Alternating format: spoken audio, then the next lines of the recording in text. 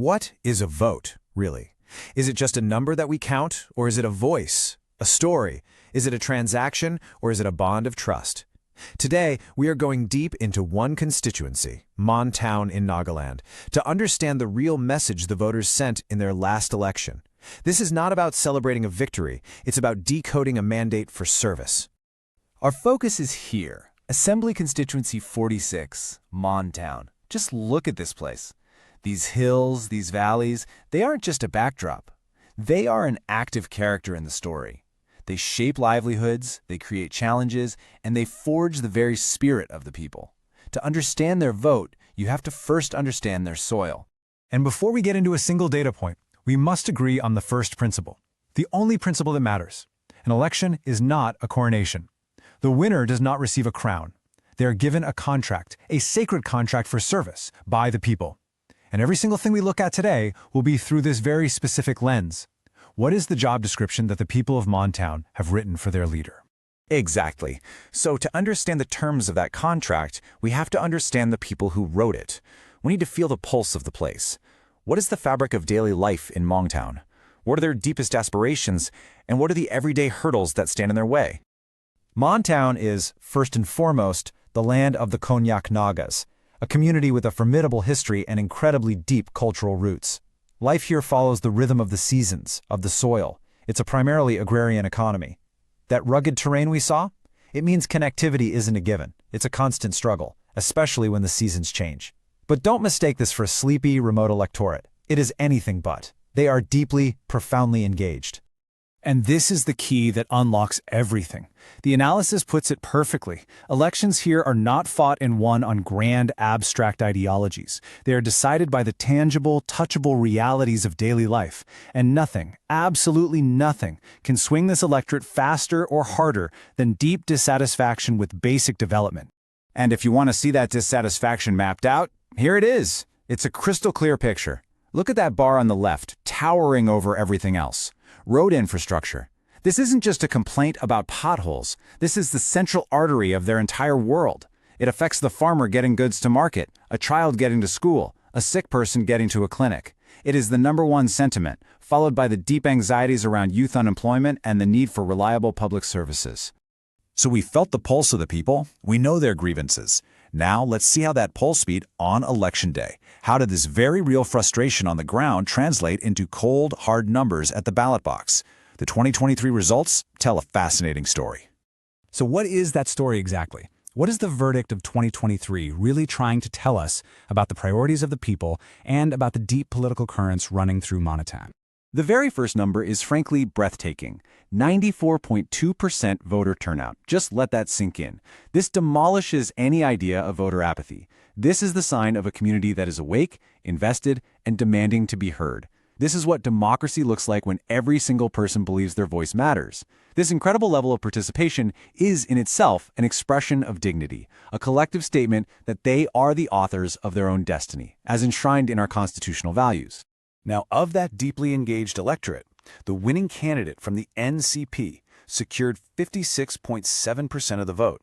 That is a clear majority. It's a decisive mandate for sure. But it also means that over 43% of the people chose someone else. And the winner's contract for service is with all of them, not just the 56% who voted for them. That's a crucial distinction. And here is that mandate in raw human terms. 2,611 votes. That was the gap. That was the preference between the winner and the runner-up. In a race with just over 20,000 voters, that is a solid win. But it is not an unbreachable fortress. It's a clear signal of preference, but one that keeps the winner accountable. This dashboard puts the whole story in one frame. You see a compact electorate of just over 20,000 people. You see that almost universal turnout, and you see the final result. The NCP candidate winning over the BJP with a very healthy 13.6% margin. These are the facts on the ground. Okay, so now we move deeper, because the result is just a snapshot in time. To truly get it, we need to analyze the film, not just the photograph. We need to look at the historical patterns, the swings, and most importantly, the systemic factors that led to this outcome. It's time to move from the what to the why. And the history here is incredibly telling. This timeline shows us that the Mon Town seat is nobody's family heirloom to be passed down from one party to another. After a long period of Congress and independent winners, the Naga People's Front, the NPF, held the seat for a decade. And then in 2023, boom, another clean shift. This seat is not owned, it is earned. Now look closely at 2018. The NPF won, yes, but look at the margin. 33.3% versus 33.1%. A contest decided by a heartbeat, just 0.2%. That photo finish was the tremor before the earthquake. In 2023, with the NPF not in the race, the BJP alliance consolidated its vote share significantly. But it still wasn't enough. The lesson? Loyalty in Mon Town is a living thing. It has to be nurtured, respected, and re-earned every single time. So what really drove the change? It wasn't about personalities. It was about systems. Two systemic failures. First, a powerful wave of anti-incumbency. That's just a clinical term for a broken promise.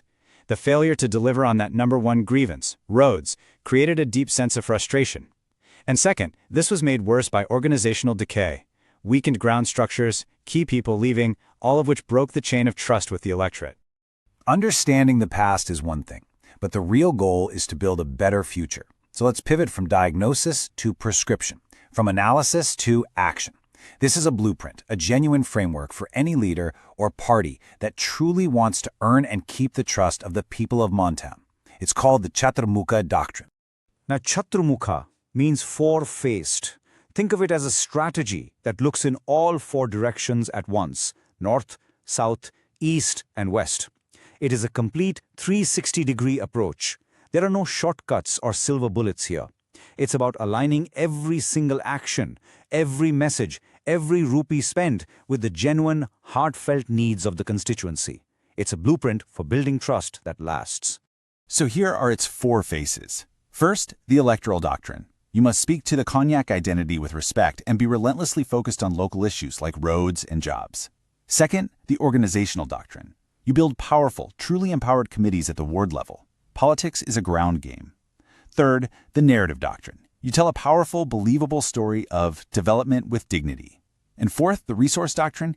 You use your funds smartly, strategically for high-impact activities that reach the last person in the last mile. A doctrine is just theory. To make it real, you need the right person. And this strategy demands a very specific kind of leader. A respected Cognac Naga, between 40 and 55, with a clean public image and deep, authentic roots in the community. They need to be a bridge, tech-savvy enough to connect with the youth on WhatsApp and Facebook, but grounded enough to have the respect of the village elders. And above all, they must be an empathetic doer, focused on clear, actionable plans, not just empty words. All right, so we have the diagnosis of the problem, and we have the strategic blueprint for the solution. The final and most critical piece is execution. How do you take these powerful insights and turn them into a concrete, day-by-day action plan that actually builds trust and delivers a mandate for service? It comes down to discipline. This 90-day action ladder isn't a suggestion. It's a field manual. 90 days out, you finalize your candidate and you survey the ground reality. At the 60-day mark, you begin methodical door-to-door canvassing. 30 days out, the entire focus shifts to getting out the vote. And on election day, it's about pure, flawless execution. Every single day has a clear, defined purpose.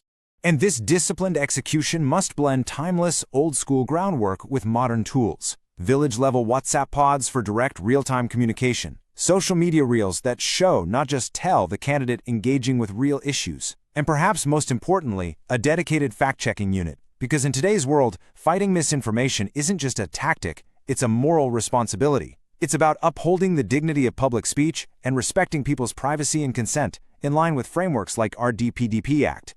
The story of Mon Town is a powerful reminder that all politics, in the end, is local. It's a clear call for a new generation of leadership, one founded on service, on accountability, and on a genuine human connection to the people you serve. The fundamental question for any aspiring leader should never be, how do I win?